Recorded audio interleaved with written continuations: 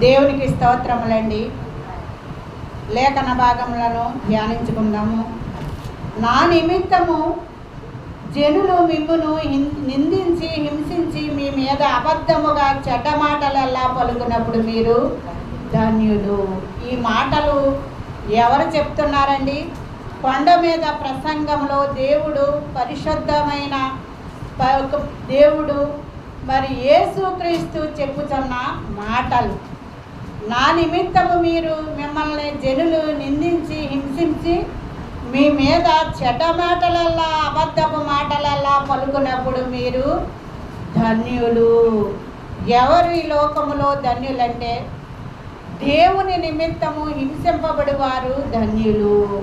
పరలోక రాజ్యము వారిది. అంటే క్రీస్తు పిల్లలు ఎలా ఉండాలండి? హింసకు